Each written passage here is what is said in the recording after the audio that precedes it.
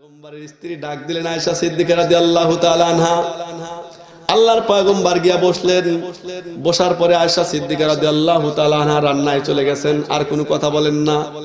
আল্লাহর পয়গম্বর বসে থেকে থেকে অনেক সময় পরে আয়েশা সিদ্দিকা রাদিয়াল্লাহু তাআলা আনহাকে ডাক দেয়া বলে, আয়েশা তুমি কেন আমাকে ডাকলা? তা তো বুঝলাম না, কি কারণে আমাকে ডাক দিলা, একটু আমাকে বলো।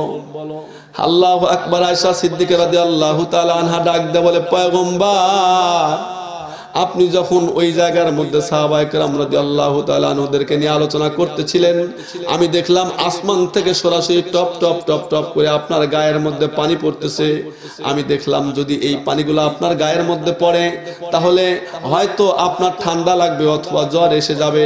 এই জন্য আমি আপনাকে এই ঘরের মধ্যে দেখেছি গো পয়গম্বর, অন্য কোনো কারণ নাই। আল্লাহু আকবার। আল্লাহর পয়গম্বর ডাক দা বলতেছেন, আয়েশা ওইটা তো পানি না, মেঘের পানি নয়, অন্য কোনো কিছুর পানি নয়।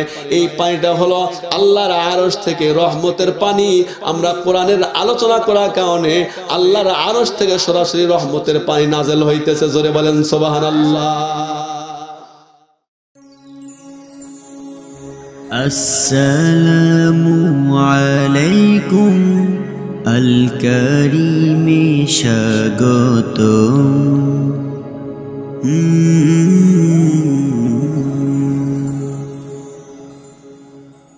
আমার হৃদয়ে কাবা নয়নে মদিনায়, আমার হৃদয়ে কাবা নয়নে মদিনা, মক্কা মদিনায় আমার মনের বাসনা। হৃদয়ে কাবা নয়নে মদিনায়, আমার হৃদয়ে কাবা নয়নে মদিনা। মুসা নবী তুর পাহাড়ে আল্লাহর সনে দিদার করে, আল্লাহর নূরে জ্বলল পাহাড়, তবু মুসা জ্বলল না রে। ও আমার সেই নবীজি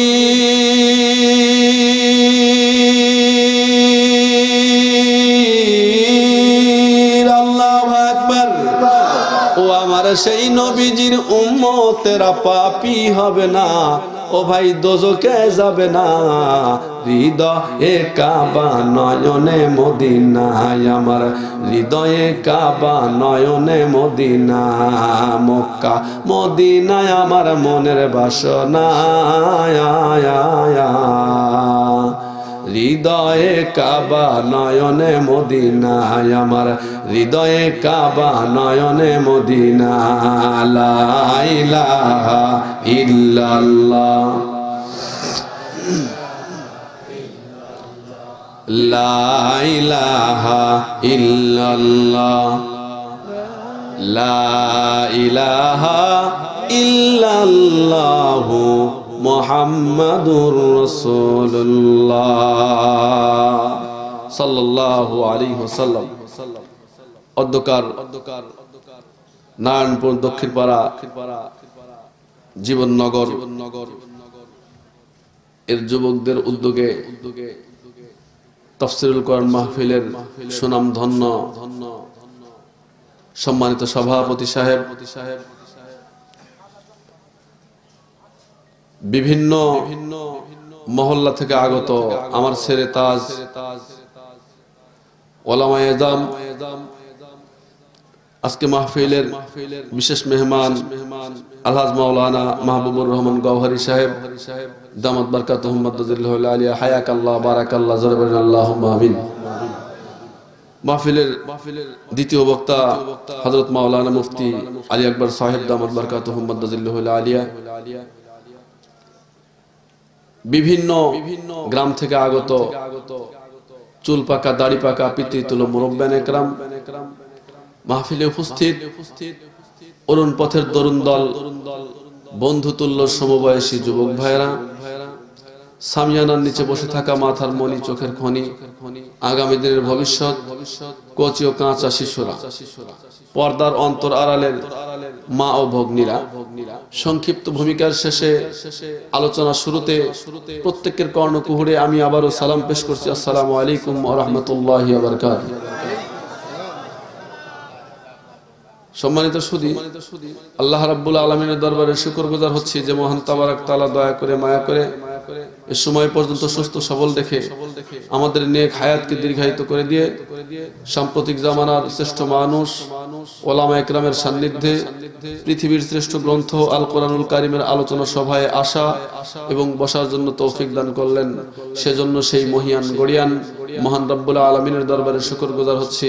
সেই মহান রব্বের কারীমকে রাজি আর খুশি করার জন্য দিল থেকে শুকরিয়া আদায় করে নিই আলহামদুলিল্লাহ। সম্মানিত সুধী, কোরআনের মহাসমুদ্র থেকে একখানি আয়াত পড়েছি আপনাদের সামনে। আল্লাহর পয়গম্বর জনাবে মুহাম্মদুর রাসূলুল্লাহ সবাই বলেন সাল্লাল্লাহু আলাইহি ওয়াসাল্লাম তার অসংখ্য হাদিস মুবারাকা থেকে একখানি হাদিস পড়েছি। যদি আল্লাহ তৌফিক দান করেন এর আঙ্গিকে কথা বলবো ইনশাআল্লাহ।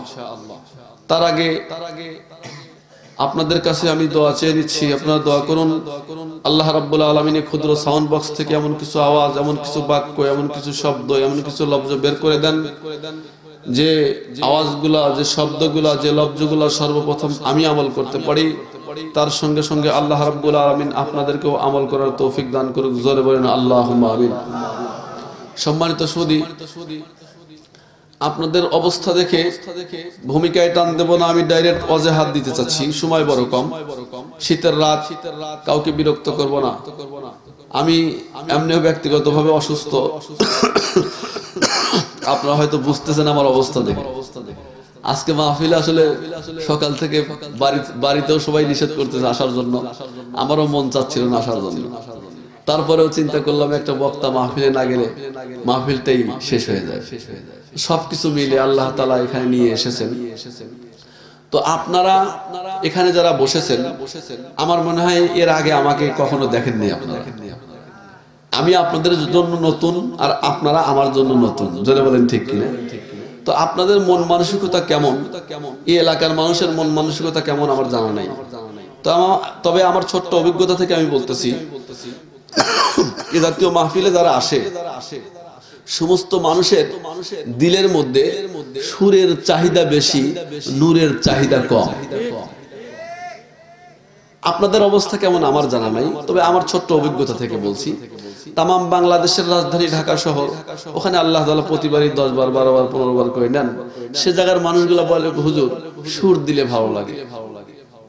শাহজালাল রহমাতুল্লাহ আলাইহির পূর্ণভূমি সিলেটের ময়দান, ওখানেও আল্লাহ আপনাদের দোয়াতে প্রতি বছরই 5-7 বার 8 বার করে নেন। তো ওই জায়গার মানুষগুলো বলে হুজুর সুর দিলে ভালো লাগে। এক কথায় টেকনাফ থেকে তেতুলিয়া পর্যন্ত সমস্ত মানুষের দিলের মধ্যে সুরের চাহিদা বেশি, নূরের চাহিদা কম। জোরে বলেন ঠিক কিনা। সম্মানিত সুধী, তার পরিপ্রেক্ষিতে আমি একটা কথা বলতে চাই। বলুন তো দেখি, এই জায়গার মধ্যে অনেকগুলা মানুষ আছে, অনেক মানুষ 30 বছর পূর্ব থেকে এমন তাফসীরের কোরআন শুনতেছে, এখানে বসে আছে, আছে না? অনেক মানুষ আছে 20 বছর পূর্ব থেকে মাহফিল শুনতেছে, অনেক মানুষ আছে 10 বছর পূর্ব থেকে মাহফিল শুনতেছে। কিন্তু আগেও যে অবস্থা ছিল, ওই 30 বছর আগে যে অবস্থা ছিল এখনো সেই অবস্থায় আছে। আগেও দাড়ি রাখে নাই, এখনো দাড়ি নাই। আগেও বিড়ি টানছে, এখনো বিড়ি টানে। আগেও টুপি ছিল না, এখনো টুপি নাই। আগেও জামা ছিল না, এখনো জামা নাই। আগেও নামাজ ছিল না, এখনো নামাজ নাই। আগেও রোজা ছিল না, এখনো রোজা নাই। আগেও হজ ছিল না, এখনো হজ নাই। আগেও যাকাত ছিল না, এখনো যাকাত নেই। তাহলে বলেন তো দেখি, 40 বছর না কিয়ামত পর্যন্ত যদি এমন মাহফিল হাজার হাজার হইতে থাকে, মানুষের মধ্যে কোনো পরিবর্তন হবে? কথা বলেন, পরিবর্তন হবে? কেন পরিবর্তন হবে না? কারণ হলো, যে সমস্ত শ্রোতারা আমরা আসি হলো, যদি সুর ভালো হয়, ও পাস করছে গো, গতকালকে এক বক্তা আসছিল, যা সুর, কথা বললে মনে হয় মুখ দিয়ে মধু ঢেলে পড়ে। আর যদি সুর না থাকে, এটা কোনো বক্তা হইল, কোথায় থেকে নিয়ে আসছে, এটা কোনো বক্তা হইল? জোরে বলেন ঠিক কিনা। সম্মানিত সুধী, এজন্য আপনাদের দেখেই আমার প্রথমে একটা প্রশ্ন জেগে গেল, বলুন তো দেখি আমরা যে এখানে একত্রিত হয়েছি, আসলে আমরা এখানে এসে সুবহানাল্লাহ, আলহামদুলিল্লাহ, লা ইলাহা ইল্লাল্লাহু আল্লাহু আকবার বলবো, এর উসিলায় আমাদের জিন্দেগির গুনাহ মাফ করে দিবেন এবং আমাদের আত্মীয় স্বজনের কবর আযাবকে আল্লাহ তাআলা মাফ করে দিবেন। জোরে বলেন ঠিক কিনা? নাকি অন্য কোনো উদ্দেশ্য আছে? এখানে আসলে কি অন্য কোনো কিছু পাওয়ার উদ্দেশ্য আছে? একমাত্র জিন্দেগির গুনাহ মাফ নেওয়ার উদ্দেশ্য। জোরে বলেন ঠিক কিনা? তবে তাই যদি হয়, আমরা গুনাহ মাফ নেওয়ার উদ্দেশ্যে এসেছি, গুনাহ মাফ না হয়ে উল্টা, গুনাহ মাফ না হয়ে উল্টা যদি আমরা গুনাহ নিয়ে যাই, তাহলে কেমন দেখা গেল? উল্টাটা হইল না? এজন্য আপনাদের অবস্থার উপরে সর্বপ্রথম একটা প্রশ্নের মাধ্যমে আমি আলোচনা শুরু করতে চাই। বলুন তো দেখি, সালাম দেওয়া কি? এতগুলা লোক বসে আছেন, আমি আগেই বলছি, অনেক মানুষ আছে 30 বছর 40 বছর পূর্ব থেকে ওয়াজ শুনতেছে। সালাম দেওয়া কি? 2-4 জন বলছে সুন্নাত, অনেকেই পারে নাই। যুবকের সংখ্যা এখানে অনেক আছে, সব যুবকরাই, যুবকদের আলোচনা ইনশাআল্লাহ আজকে অধিকাংশ হবে, যদি আল্লাহ তাআলা আমাকে বাঁচায় রাখে। আর যদি বলান কথা, তো সালাম দেওয়া কি বলেন? উত্তর দেওয়া ওয়াজিব। সালাম দিলে নেকি কয়টা পাওয়া যায়? উত্তর দিলে 10। আমি ভালো করে খেয়াল করছি। বলুন তো, সালাম না দিলে কি গুনাহ হবে? সালাম যদি আমি আপনাকে না দিই, গুনাহ হবে? উত্তর না দিলে ওয়াজিব। আমি যখন সালাম দিলাম, আপনারা, আমি খেয়াল করে দেখলাম অনেকেই উত্তর দেন নাই। তাহলে সব অর্জনের উদ্দেশ্যে এসে যদি আমি উল্টা গুনাহ নিয়ে যাই, আমার জিন্দেগির হালত হলো। হয়তো যারা উত্তর দেন নাই, তারা 2টা কারণে উত্তর দেন নাই। 1 নম্বর কারণ হলো, সালামের উত্তর দেওয়া যে ওয়াজিব, না দিলে গুনাহ হবে, এটা হয়তো তাদের জানা নাই। 2য় নাম্বার আরেকটা কারণ হলো, সালাম দিলে নাকি কয়টা? সালাম দিলে কয়টা? 90। উত্তর দিলে 10। এখন এই চিন্তা করতে পারে, সেই সিরাজগঞ্জ থেকে ছোট্ট একটা মানুষ আসতে আমাদের এলাকায়, উনি 90 নাকি নিবে, মানে আমরা নেব 90 নাকি? আমাদের এলাকায় আমাদের একটা অধিকার আছে না? এই চিন্তা করে হয়তো দেয় নাই। যদি এই চিন্তাই করেন, তাহলে আপনারাও সালাম দিয়ে 90টা নেন, আমারে 10টা দেন, সবাই 100-এ 100 হই, তারপরে আলোচনা শুরু করা যাক ইনশাআল্লাহ। ওয়ালাইকুম আসসালাম ওয়া রাহমাতুল্লাহি ওয়া বারাকাতুহু। এইবার তার কোনো সমস্যা নেই, আলহামদুলিল্লাহ। আর কি সমস্যা আছে? তারপরে দেখেন পিছনে কিছু লোক মন খারাপ করে বসে আছে, চিন্তা করতেছে ছোট্ট একটা মানুষ আমাদের এলাকায় এসে বড় চেয়ার দখল করে উপরে থাকবে, আমরা নিচে থাকবো, এটা তো হয় না। না জনাব, দামি জিনিস উপরে থাকে না। হয়তো বলতে পারেন, হুজুর উপরে বসছেন তো এই জন্য বলতেছেন। না, আপনি যান দিনাজপুর কয়লা খনি, সেদিন ওইখানে মাহফিল করলাম। কয়লা খনি মাটির নিচে, ডিজেলের খনি মাটির নিচে, অক্টেনের খনি মাটির নিচে, পেট্রোলের খনি মাটির নিচে। জোরে বলেন ঠিক কিনা? হীরা, মানিক, মুক্তা, কাঞ্চন, জওহর, যা কিছু বলেন সবকিছু সমুদ্রের তলদেশে থাকে। জোরে বলেন ঠিক কিনা? এই এক্সাম্পলটা বুঝতে যদি আপনাদের কষ্ট হয়, আপনাদের এখানে গাড়ি, পুকুর আছে না? পুকুর, পুষ্কুন্নি আছে না? এই পুষ্কুন্নির মধ্যে বিভিন্ন জাতের মাছ চাষ হয়। একদম নিচে কাদার মধ্যে এক জাতীয় মাছ চাষ হয়। এই মাছের নাম কি? কি মাছ? কোরা মাছ নাকি তোরা মাছ? সেটা আবার কোনটা? বাইং মাছ। আচ্ছা আচ্ছা, তোরা মাছ যেটাই বলেন দেখো। তারপর শিং মাছ, এগুলা কাদার মধ্যে থাকে। তো যাই হোক, তো এই মাছগুলা থাকে একদম নিচে কাদার মধ্যে। জোরে বলেন ঠিক কিনা? তার উপরে রুই কাতলা, তার উপরে সিলভার বিকেট, তার উপরে পুঁটি মাছ, একদম পানির উপরে একটা মাছ থাকে। ওই মাছটার নাম কি? কি মাছ? ছোট মাছ। আচ্ছা, আমাদের এলাকায় বলে দারিকা মাছ, সিরাজগঞ্জের ভাষায় বলে দারিকা মাছ। তো যা হোক, এক এক দেশের এক এক ভাষায়, এক দেশের গালি আর এক দেশের বলি। আমি এই বছর নীলফামারীতে গেলাম, যাওয়ার পরে তো একটা মাদ্রাসার মাহফিল, ছোট্ট মাদ্রাসা। আমি বললাম মন খারাপ, আমাদের সিরাজগঞ্জে নাটোরে ছেলে পেলে মাদ্রাসা পড়ে, কি সুন্দর আদব কায়দা, কি আদব লেহাজ। আর আপনারা ছেলে পেলে পড়েন, এ তো খারাপ আদব দেখতেছি। এত বড় বেদব আপনি কেমনে কি করছেন? আপনি তো শিক্ষা দিচ্ছেন এই বেদবিগুলা। তো বলতেছে হযরত কি হয়েছে? তা আমি বললাম টয়লেটে যাবো, ও তো বুঝলোই না। তারপরে যা হোক শেষে আমি বললাম পায়খানায় যাবো, বুঝলো, কিন্তু ও যা বলছে আমি আর তা বলতে পারবো না। শেষ পর্যন্ত ও আমাকে বলতেছে মুখ ধরিয়ায়, মানে আমাকে দেখে দেখে আয়। তো আমি তো বুঝি না, আমি বসেই আছি। এখনো ঘুরে আসা বলছে এলা উঠিস নাই, মানে এখনো উঠিস নাই। তো আমি গেলাম, যাই হোক। তা আসলে এক দেশের গালি এক দেশের বই। এখন বলুন তো দেখি, যে মাছটা উপরে আছে, যে মাছটা আমাদের এলাকায় দাঁড়িকা মাছ বলে, এই মাছটা এত দুর্বল, ওকে ধরতে দেরি ইন্নানিল্লাহ পড়া টাইম দেয় না, আগেই মারা যায়। জোরে বলেন ঠিক কিনা? তাই বলে কি ও তো সবার উপরেই থাকে, তাই বলে কি আড়তে বিক্রি করার জন্য নিলে ওই মাটির নিচে যে কোরাল মাছ থাকে, তো ওই মাছের চেয়ে ওই উপরের মাছের দাম বেশি হয়? জোরে বলেন। এই এক্সাম্পলটাও বুঝতে যদি কষ্ট হয়, আপনার যান জীবননগর বাজারে যান, চাউল কেনেন, আলু কেনেন, ডাউল কেনেন, দেখবেন নিচে দেয় কেজি, তার উপরে হাফ কেজি, তার উপরে 200 গ্রাম, তার উপরে 100 গ্রাম, তার উপরে 50 গ্রাম, তার উপরে কয় গ্রাম? 20 গ্রাম। আমি যদিও উপরে আছি, আমি আজকে 20 গ্রাম, নিচে যারা বসে আছেন সমস্ত কেজি মার্কা ইমানদার গুলা বসে আছেন, জোরে বলেন সুবহানাল্লাহ। আমি মুখে বলছি তা নয়, আমার কাজে কর্মের যোগ্যতা, অভিজ্ঞতা, ভাষাগত জ্ঞান, চেহারার দিক দিয়ে, বয়সের দিক দিয়ে, সাহস, স্বাস্থ্যের দিক দিয়ে, সর্বদিকে আমি 20 গ্রাম। আপনারা নিচে যারা বসে আছেন সমস্ত কেজি মার্কা ইমানদার বসে আছেন। এখন বলুন, এই কেজি যদি নিচ থেকে নাড়াচাড়া দেয়, 20 গ্রাম কি উপরে বসে থাকতে পারবে? জোরে বলেন। তো এই 20 গ্রাম উপরে থাকার জন্য আপনাদের কাছে কেজি মার্কা ইমানদারের কাছে সহযোগিতা চাই। পারবেন তো ইনশাআল্লাহ? পারবেন তো ইনশাআল্লাহ সহযোগিতা দিতে? কে কে পারবেন একটু হাত উঠা দেখান তো, দেখান একটু হাত উঠান, একটু দুইটা হাত টান করে দেন। শীত লাগতেছে বুঝতেছি, তারপরে একটু টান করে দেন। আলহামদুলিল্লাহ, একটু তাকবীর দিয়ে দেন। নারায়ে তাকবীর, আল্লাহু আকবার, নারায়ে তাকবীর, আল্লাহু আকবার। আলহামদুলিল্লাহ। 20 গ্রাম বলুন তো দেখি, ও 20 গ্রাম যদি 100টাও হয়, কেজি ছাড়া 20 গ্রামের কোনো দাম আছে? জোরে বলেন।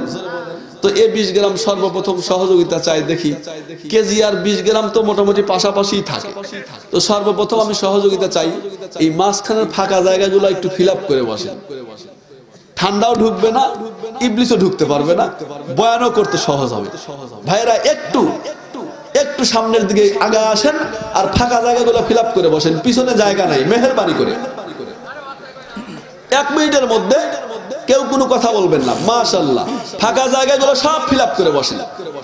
অনেক ভাইরা দাঁড়িয়ে আছেন, ওনারা চিন্তা করতেছেন আগে হুজুরের শুট টেস্ট করে নেই, কেমন হয় না হয়, বসে যদি আবার ঠকে যাই। তো ওনারা ভাবতে থাক, আপনারা আগান, একটু আগা আসেন মেহেরবানি করে। মাশাআল্লাহ, ওই যে ওইখানে ফাঁকা জায়গাগুলো একটু ফিল আপ করে নেন। আরে ভাই, ফেরেশতারা তো প্রতিটা মুহূর্তে মুহূর্তে ক্যামেরা দিয়ে ছবি উঠাইতেছে। আল্লাহু আকবার, আল্লাহু আকবার, আল্লাহু আকবার। প্রতিটা মুহূর্তে মুহূর্তে ছবি উঠাইতেছে। কিয়ামতের ময়দানে এই জায়গা যত জায়গায় বসছেন, প্রত্যেকটা জায়গা আপনার জন্য বেহেশতে নেওয়ার জন্য সুপারিশ করবে। জোরে বলেন সুবহানাল্লাহ, আর জোরে বলেন সুবহানাল্লাহ। এই জন্য জায়গা চেঞ্জ করলে, পরিবর্তন করলে, যত জায়গা পরিবর্তন করবেন এত ভালো, যত জায়গা পরিবর্তন করবে এত ভালো। কারণ এই জায়গাগুলো কিয়ামতের ময়দানে আল্লাহ রাব্বুল আলামিনের দরবারে কি করবে? জোরে বলেন কি করবে? সুপারিশ করবে। এজন্য আমি বলতেছিলাম, দেখেন আমরা বহুদিন হলো মাহফিল শুনি, কিন্তু সালাম দেওয়া সুন্নাত, উত্তর দেওয়া ওয়াজিব, এই জিনিসটা আমরা বুঝি না। সম্মানিত সুধী, যে কথা বলতেছিলাম, আমি যখন আপনাদের কোনো কিছু জিজ্ঞাসা করি, আল্লাহর রাস্তায় জবাব দেন। কারণ আমি আগেই বলছি আমি 20 গ্রাম, তারপরে অসুস্থ হয়ে আবার 10 গ্রাম হয়ে গেছে। এখন এই হলো অবস্থা। এজন্য আপনাদের মন মানসিকতার উপর কথা বলবো। তবে আমার বক্তৃতার একটা ধরন আছে, সেটা হলো সর্বপ্রথম যিনি বিরক্ত হবেন, পিছন থেকে হাত উঠাবেন, আপনাকে কেউ দেখবে না আমি ছাড়া, সবে দিক তাকায় আছে। একজন হাত উঠাবেন, বক্তৃতা খালাস, আর বক্তৃতা চলবে না, এখানেই শেষ। বিরক্ত করে বক্তৃতা করা ঠিক না। তো যাই হোক, আমি যে কথা বলতেছিলাম, এই 20 গ্রামকে সহযোগিতা করতে হবে কেজি মার্কা ইমানদারের। পারবেন তো ইনশাআল্লাহ? তো সেক্ষেত্রে একটু একটা তাকবীর দিয়ে দেন শুরুতে, নারায়ে তাকবীর, আল্লাহু আকবার। 20 গ্রাম, আমি তো 20 গ্রাম কেজি পাথর দিয়ে যদি কারোর মাথাতে ঢেল দেওয়া যায়, ফিকা মারা যায়, তাহলে ওই মানুষটার জীবিত থাকবে না, মরে যাবে। জোরে বলেন ঠিক কি? আর এখন আপনাদেরকে কি বলবো, আমরাই জোরে কথা বলতে গেলে শ্রোতারা বলে হুজুর কথা আসতে বলেন, সময় খারাপ। সেদিন গাজীপুরে গেছি, গাজীপুরে যাওয়ার পরে কথা বলতেছি, তো যুবকদের তাফসির করা 3 দিন ব্যাপী তাফসির মাহফিল, শেষের দিনে আল্লাহ আমাকে নিয়েছে। তো বলতেছে হুজুর আসার সময় গাড়ি কোন রাস্তা দিয়ে নিয়ে আসছেন? আমি বললাম কেন, ডাইরেক্ট সোজা যেটা বিশ্ব রোডের দিকে। তো বলতেছে যাওয়ার সময় একটু চিপা চাপা দিয়া ঘুরে যায়। আমি বললাম কেন? তো বলতেছে সমস্যা হতে পারে। তা আমি বললাম সমস্যা, কোরআন নাজেল করছে যিনি, কোরআন হেফাজত করবেন যিনি, কোরআনের কথা যে বলবে তাকেও হেফাজত করবেন তিনি। জোরে বলেন ঠিক কিনা? তো এখন সময় খারাপ, তো এজন্য হয়তো আপনারা আস্তে তাকবীর দিয়েছেন নাকি? আল্লাহু আকবার। ঈমান নাই তামাম বিশ্বের মধ্যে। আপনি খেয়াল করেন, ইলেকট্রনিক্স মিডিয়ার দিকে তাকান, প্রিন্ট মিডিয়ার দিকে তাকান, মার খায় মুসলমান, পদদলিত মুসলমান, লাঞ্ছিত মুসলমান, অবহেলিত মুসলমান। জোরে বলেন ঠিক কিনা? আজকে কাশ্মীরের দিকে তাকান, মার খায় মুসলমান, চীনের দিকে তাকান, মার খায় মুসলমান, বার্মার দিকে তাকান, মার খায় মুসলমান, বাংলাদেশের দিকে তাকান, মার খায় মুসলমান। ও মুসলমান, এখন মুসলমানে মুসলমানের দ্বন্দ্ব, ইমানদারে ইমানদারের দ্বন্দ্ব, কোরআন হাদিসে দ্বন্দ্ব, ইহুদি খ্রিস্টানের দ্বন্দ্ব নাই, হিন্দুদের দ্বন্দ্ব নাই, বৌদ্ধদের দ্বন্দ্ব নাই, একমাত্র দ্বন্দ্ব হলো ইসলাম নিয়ে। জোরে বলেন ঠিক কিনা? মুসলমান বড় দুঃখের সহিত বলতেছি, আজকে মুসলমানের ইমানি পাওয়ারলেস হয়ে গেছে। তাই আমি বলি মুসলমান, আজকে আপনি তাকান শাহজালাল রহমাতুল্লাহের পুণ্যভূমির দিকে, যখন গুটি কয়েক মুসলমান এসে নারায়ে তাকবীর আল্লাহু আকবার ধ্বনি দিল, গুটি কয়েক মুসলমানের নারায়ে তাকবীর আর আল্লাহু আকবার ধ্বনির কারণে গৌর গোবিন্দর রাজপ্রাসাদ থর থর থর থর থর থর করে কাঁপতে বাধ্য হয়েছে মুসলমান। শুধু তাই নয়, গৌর গোবিন্দর রাজপ্রাসাদ ছাড়তে বাধ্য হয়েছে।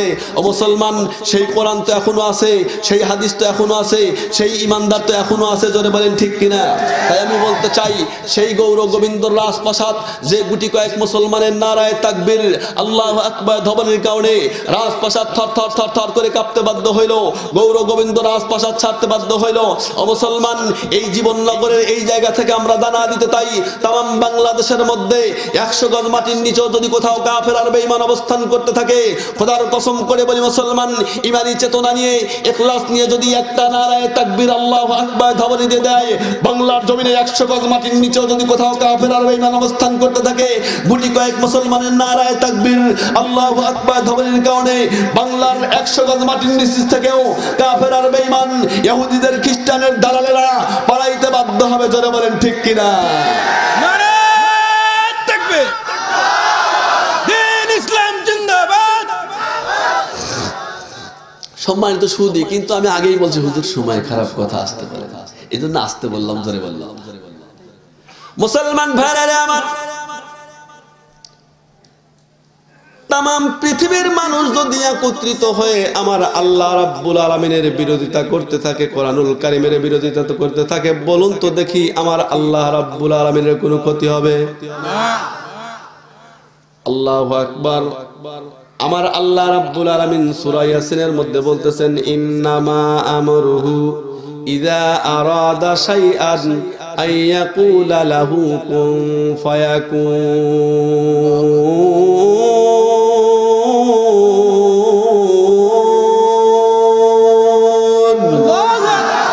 কাদেরে কুদরত দানি হারচে খাহি আকুনি, কাদেরে কুদরত দানি হারচে খাহি আকুনি, মুর্দারা তু জানে বখশি জিন্দারা বেজাকুনি। তরফাতুল আই নে জাহা বরহাম জানাদ, তরফাতুল আই নে জাহা বরহাম জানাদ, কশনমি আরদ কে আজা গম জানাদ, কশনমি আরদ কে আজা গম জানাদ। আল্লাহু আকবার। মুসলমান ভাইরা আমার, তাম পৃথিবীর মানুষ যদি একত্রিত হয়ে আমার আল্লাহ রাব্বুল আলামিনের বিরোধিতা করেন, বলুন তো দেখি আমার আল্লাহর কোনো ক্ষতি হবে? এই জায়গার মানুষ যদি একজনও আমার আল্লাহকে ডাক না দেই, বলুন তো আমার আল্লাহর কোনো ক্ষতি হবে? ক্ষতি হবে না। আমার আল্লাহ রাব্বুল আলামিন এই দুনিয়ার মধ্যে পাঠাইলেন। পাঠানোর পরে আল্লাহ তাআলা ডাক দেয়া বলতেছেন, আল্লাহু ওয়ালিয়ুল্লাযীনা আমানু ইখরিজুহুম মিনাজ-যুলুমাতি ইলান-নূর।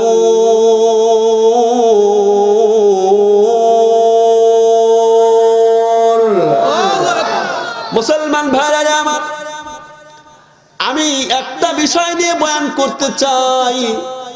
আজকে দেখেন এই জায়গার মধ্যে মুসলমান, বড় দুঃখের সহিত বলতে হয় মুসলমান, আজকে দেখেন আল্লাহ তাআলা ডাক দেয়া বললেন, ও মুসলমান ইমানদার, দুনিয়ার মধ্যে তোমাদেরকে পাঠাইলাম, তোমরা দুইটা জিনিস আঁকড়ে ধরো। একটা হলো আমার কোরআন, আর 2 নাম্বার হলো আমার পয়গম্বরের সুন্নাত আঁকড়ে ধরো।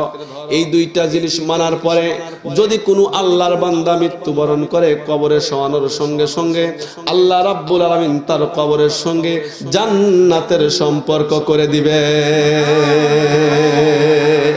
মুসলমান ভাইরা আমার, আজকে এই বাংলার জমিনের মধ্যে আমি আজকে আপনাদের সামনে যে বয়ানটা করতে চাচ্ছি, যে বিষয়টা উন্মোচন করতে চাচ্ছি, এই বিষয়টা হলো হুব্বে রাসূল সাল্লাল্লাহু আলাইহি ওয়াসাল্লাম। মুফতি আব্দুল মালিক সাহেব দামাত বারকাতুহুম মাদ্দাজিল্লুহুল আলিয়া, উনি একটা বই লেখে, হুব্বে রাসূল মিনাল ঈমান। আল্লাহর পয়গম্বরের মহব্বত হলো ঈমানের অংশ। জোরে বলেন ঠিক কিনা? আমাদের মধ্যে তো আল্লাহর পয়গম্বরের মহব্বত আছে, তাই না? আল্লাহর পয়গম্বরের মহব্বত এই দুনিয়ার মধ্যে 2 ভাবে প্রকাশ হয়। কয় ভাবে? মুসলমান ভাইরা আমার,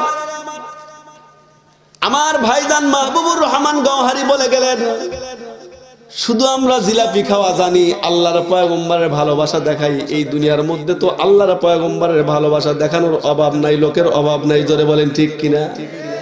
ব্যানারের মধ্যে, সাইনবোর্ডের মধ্যে লেখে, বিশ্ব আশিকে রাসূল সাল্লাল্লাহু আলাইহি ওয়াসাল্লাম। জোরে বলেন ঠিক কিনা? যারা বিশ্ব আশিকে রাসূল লিখলো, মুখের মধ্যে দাড়ি নাই, মাথার মধ্যে টুপি নাই, গায়ের মধ্যে জামা নাই, এরা আবার বিশ্ব আশিক হয় কেমনে? এরা বিশ্ব আশিক না, এরা বিশ্ব বাটপার হইতে পারে। জোরে বলেন ঠিক কিনা? মুসলমান ভাইরা আমার, এই পৃথিবীর মধ্যে আল্লাহর পয়গম্বরের ভালোবাসা 2 ভাবে প্রকাশ হয়, 2 পদ্ধতিতে প্রকাশ হয়। 1 নাম্বার পদ্ধতি হলো ইহুদি পদ্ধতি, আর 2 নাম্বার পদ্ধতি হলো সাহাবায়ে একরাম রাদিয়াল্লাহু তাআলা আনহুর পদ্ধতি। সাহাবায়ে একরাম রাদিয়াল্লাহু তাআলা আল্লাহর পয়গম্বরের ভালোবাসা কেমন করে প্রকাশ করতেন? আল্লাহু আকবার।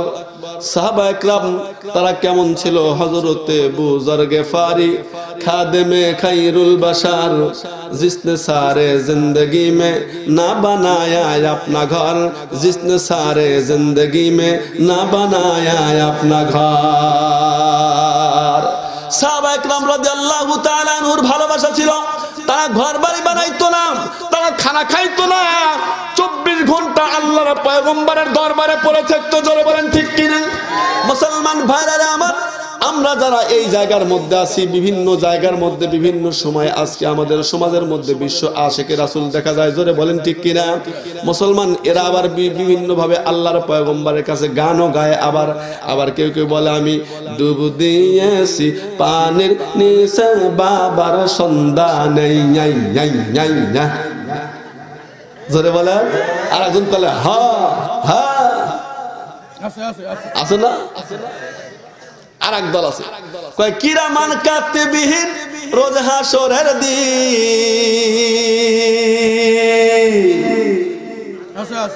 আর একজন ডুম ডুম ডুম ডুম ডুম বাজায় কিনা, কিরামান কাতিবিন রোজ হাসরের দিন।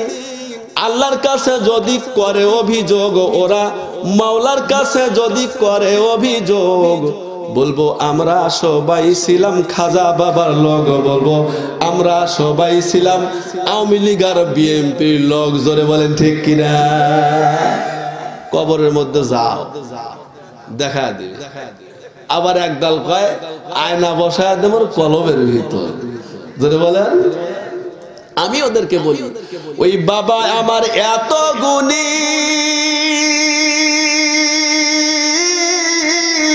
হাইগা মুতা নাই না পানি,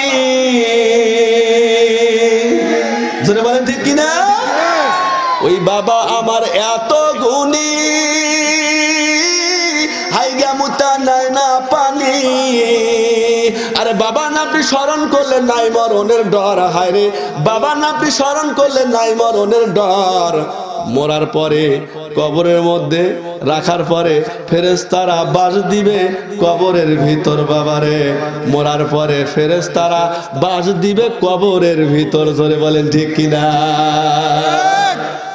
মুসলমান ভাইরা আমার, কোথায় যাব, কোন দিক যাব? বাংলার মানুষ 40 বছর হলো তাফসীর শোনে, 30 বছর হলো তাফসীর শোনে। আল্লাহর পয়গম্বরের মহব্বত কেমনে প্রকাশ করতে হবে এইটাও বোঝে না। জোরে বলেন ঠিক কিনা? রাস্তার মধ্যে একজন আছে, লেংটা হয়ে দাঁড়া আছে, ওকেও যা মানুষ পূজা করে, কয়ার মধ্যে অনেক কিছু আছে। হাসলেন? আজকে দেখেন অনেক মানুষ দাঁড়া আছে, বসতে পারতেছে না। কথায় কথা মনে হয়ে যায় এই সামিয়ানার নিচে কিন্তু রহমত নাজেল হইতেছে। কি নাজেল হইতেছে? বাহিরে কিন্তু নাজেল হইতেছে না। আমি একটা কথা বলি, সেদিনকে ঢাকা যাত্রা বাড়ি থেকে মাহফিল করে আসার সময় গোলাপ শাহ মাজার রাস্তার কিন্তু মাঝখানে যারা দেখছেন জানেন, বাম পাশে আনারস টানারস ছিলা বিক্রি করে, এটা জানেন? ওই জায়গার মধ্যে দেখলাম এক পাগল বসে আছে, আনারসের চোচাগুলা একত্রিত করা আছে। ওই পাগল ওখানে বসে খাইতেছে, ওই চোচাগুলা খাইতেছে। আমি আর এক বন্ধু দেখে দেখে বলতেছি চল যাই, দুইজন 200 টাকা দেই। ও মনে হয় বেশি ক্ষুধা লাগছে। পাগল এইটা খেয়াল করছে যে আমরা দেখতেছি তাকায় আছি। এখন পাগল আমাকে ডাক দেয়, আমাদেরকে লক্ষ্য করে বলতেছে তাকায় থেকে লাভ নাই, 100 চাও দেব না। আমরা কি খাওয়ার জন্য আসলে দাঁড়া আছি? বলতেছে তাকায় লাভ নাই, 100 চাও না। এই মাহফিল, এই বন্ধুরে আমার, এই সামিয়ানার নিচে রহমত নাযিল হইতেছে, বাহিরে কিন্তু রহমত নাযিল হইতেছে না। কিয়ামতের ময়দানে যখন এই রহমতি বরকতি মানুষগুলাকে নিয়ে জান্নাতে দিবে, তখন তোমাদের তাকায় থাকে লাভ নাই, 100 চাও কিন্তু দেব না। জোরে বলেন। এই জন্য এই মাহফিলের বরকত নিতে হলে মাহফিলের নিচে আসেন। আল্লাহু আকবার। দাঁড়ায় থাকেন না, দাঁড়ায় থাকবে তো ফেরেশতারা কোটি কোটি কোটি কোটি ফেরেশতারা দাঁড়াইছে। আল্লাহু আকবার। দাঁড়াইতে দাঁড়াইতে দাঁড়াইতে দাঁড়াইতে এই ফেরেশতারা আসমান পর্যন্ত, আল্লাহর আরশ মহল্লা পর্যন্ত চলে গেছে। যখন এই বান্দাগুলা আল্লাহু আকবারের আওয়াজ দিতেছে, আল্লাহু আকবারের আওয়াজ দেওয়ার কারণে আল্লাহু আকবার এই আওয়াজগুলা আল্লাহর আরশ মহল্লায় যা বাড়ি লাগে থরথর করে কাঁপতে থাকে। আল্লাহ তাআলা ফেরেশতাদেরকে ডাক দা বলে, ও ফেরেশতার দল, আমার আরশ কেন কম্পমান হইতেছে? ফেরেশতারা ডাক দা বলে, আল্লাহ, ওই যে জীবননগর নারায়ণপুর তাফসীর মাহফিল হইতেছে, ওইখান থেকে মানুষ তোমার আল্লাহ আপনার বান্দাগুলা ইখলাস ওয়ালা অন্তর নিয়ে যখন আল্লাহু আকবার বলেছে, ওই আল্লাহু আকবারের আওয়াজের কারণে আপনার আরশে বাড়ি লাগছে। ওই আল্লাহু আকবারের আওয়াজ, এই কারণে আপনার আরশটা থর থর থর থর করে কাঁপতেছে। আল্লাহু আকবার। মুসলমান ভাইরা আমার, এখন তো যুবকদের অবস্থা খারাপ। কোথায় যাবেন? সব জায়গায় যাবেন না। আজকে দেখেন মুসলমান, আজকে আপনি খেয়াল করে দেখেন, পত্র পত্রিকা দেখেন, কত জায়গায় দেখলাম একজনের বউ আর একজন হাত ধরে নিয়ে যাচ্ছে। জোরে বলেন ঠিক কিনা? যুবকেরা তো আজকে যুব সমাজ ধ্বংস হলো। হায় রে, দুনিয়ার মধ্যে কত বাবা আছে, লাঠি বাবা, সালা বাবা, কাবা বাবা, আপনার হলো সালা বাবা, মোজ বাবা, ল্যাংটা বাবা, শেষ পর্যন্ত আরেকটা বাবা আছে, সেটা হলো ইয়াবা বাবা। জোরে বলেন ঠিক। যুবকেরা এই জায়গার মধ্যে ধ্বংস হয়ে গেল। আর একটা জায়গার মধ্যে ধ্বংস হইল মোবাইল ফোন। হ্যাঁ যুবকেরা, কথা বলেন না কেন? এই মোবাইল ফোন সবচেয়ে ধ্বংস করলো। বন্ধুর বিয়ের মধ্যে যায়, আজ এখানে বন্ধুর বউকে দেখা হারাম, এবার মোবাইল ফোন দেখায়, একটু সেলফিটা তুলি তো দেখি দেখি। জোরে বলেন ঠিক কিনা? কোন জায়গায় যাবেন? ওয়াজ মাহফিলে যাবেন, তাও হুজুর একটু রেডি হন তো, একটু সেলফি দেই। কোন জায়গায় যাবেন? কোন জায়গার মধ্যে শান্তি নাই। যুবকেরা, আজকে আমি হাসার জন্য বলি নাই, যুব সমাজ আজকে ধ্বংস হলো কার পিছনে? দেখেন, আজকে আমাদের মা বোনেরা ধ্বংস হলো। মা বোনেরা মাহফিল আছে নাকি? মা বোনেরা আমার ধ্বংস হলো ইন্ডিয়ান চ্যানেল গুলার কারণে। জোরে বলেন ঠিক কিনা? আজকে দেখেন 3 ছেলে রেখে অন্যের হাত ধরে চলে যাচ্ছে। ইন্ডিয়ান যত চ্যানেলগুলো আছে দেখবেন এই চ্যানেলগুলোর মধ্যে শুধু পরকীয়া প্রেম কেমন হয়, কেমন করে হয়, এইগুলা বেশি বেশি দেখানো হয়। জোরে বলেন ঠিক কিনা? মা বোনদের কাম নাই। ভাই আমার রিক্সা চালায়, চাকরি করে, মাস শেষে ডিশ লাইনের বেতন দেয়, আর উনি ওই সিরিয়াল দেখে দেখে পরকীয়া কেমনে করে শেষ পর্যন্ত মোবাইলটা ধরে ওনার বাস্তব জীবনের সাথে এইটা মিলাইতে থাকে। মিলাইতে গিয়ে নিজের সন্তানকে জবাই করলো কত মা, নিজের স্বামীকে জবাই করলো কত মা, নিজের স্বামীর ঘর ছেড়ে অন্য আরেকজনের হাত ধরে পালাইতে বাধ্য হয়েছে কত মায়েরা। জোরে বলেন ঠিক কিনা? জোরে বলেন ঠিক কিনা? মুসলমান ভাইরা আমার, এই জন্য আমি বলতে চাই, একটা কথা বলবো, এই দুনিয়ার মধ্যে যত মানুষ আছে সমস্ত মানুষ যদি আমরা আল্লাহর হুকুম পয়গম্বরের তরিকা মেনে চলি, তাহলে এই দুনিয়ার মধ্যে ঘরের মধ্যেও কখনো অশান্তি আসতে পারে না, স্বামী স্ত্রীর মধ্যেও কখনো অশান্তি আসতে পারে না। আল্লাহ রাব্বুল আলামিন আমাদের সবাইকে কবুল করুক। জোরে বলেন আল্লাহুম্মা আমিন। লা ইলাহা ইল্লাল্লাহ।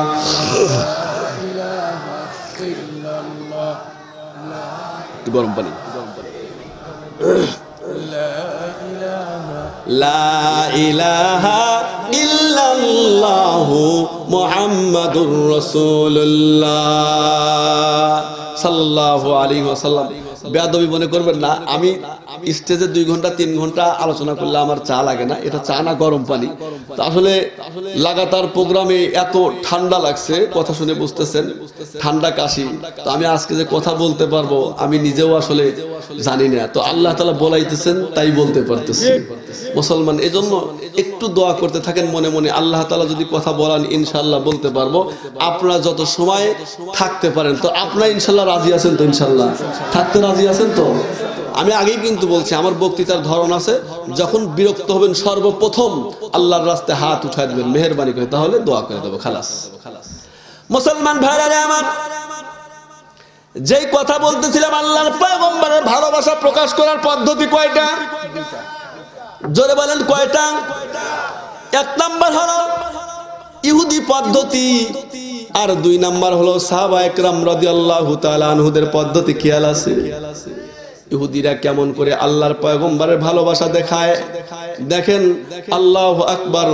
ইহুদিরা হযরত মুসা আলাইহিস সালাতু ওয়াস সালাম তার কওমের লোকজনকে যখন বলল চলো আমরা যুদ্ধ করতে হবে, এবার সমস্ত লোক ডাক দেয়া বলতেছে, পয়গম্বর আমরা যুদ্ধ করব কেন?